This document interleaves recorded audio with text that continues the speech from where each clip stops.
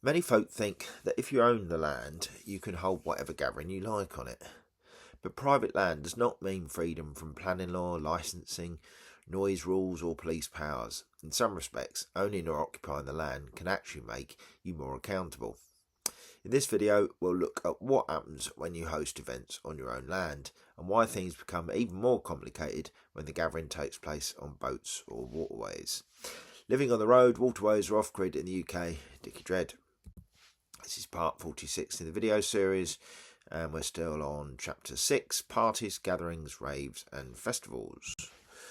So, hosting events on your own land. If you own or occupy land, the legal position changes significantly. You are not just a host, you may be treated as the person responsible for the event, even if others organise it. Allowing a party, rave or gathering on land you control can trigger additional legal issues beyond noise or licensing. Change of use. Under the Town and Country Planning Act 1990, using land for events may constitute a material change of use. Occasional use may be tolerated, but repeated or organised events can lead to enforcement action. 28-day rule. In England, temporary use of land for events is generally permitted up to 28 days per year without planning permission, and that's under the Town and Country Planning General Permitted Development England Order 2015. Beyond this, permission is usually required. Wales differences. Similar provisions exist in Wales, but interpretation and enforcement can vary by local authority, often more tightly in rural counties. Liability. As a landowner or occupier, you may be held responsible for injuries, damage or illegal activity occurring on site, even if you did not organise the event directly.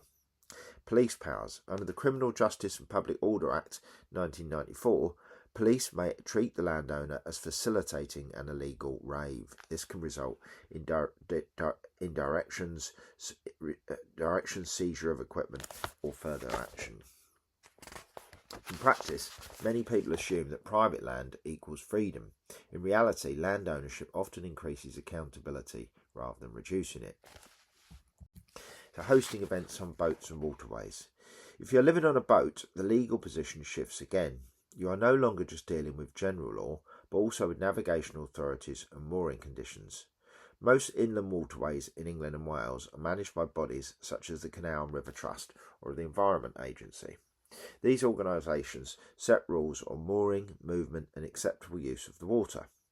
Holding a gathering on a boat or across multiple boats can raise issues beyond noise or licensing. Mooring conditions. Many moorings, especially the marinas or residential areas, include restrictions on noise, gatherings and disturbance. Continuous cruising rules. If you do not have a home mooring, your boat must move regularly. Large or repeated gatherings in one place can draw attention to overstaying. Navigational authority enforcement. Canal and River Trust and others can take actions for licence breaches or misuse of the waterway, including restrictions, fines or ultimately removal of the boat. Proximity. Waterways often run directly through residential areas, meaning noise carries quickly and complaints arise faster than in remote land settings. In practice, boats can feel less visible than land-based setups, but this is often misleading. A line of boats with music carries just as far, and once complaints start, enforcement can follow through both local authorities and navigation bodies.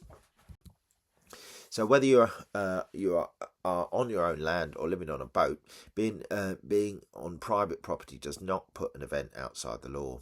In the next video, we'll look at regulations on raves, including the powers specifically created to deal with gatherings involving amplified music.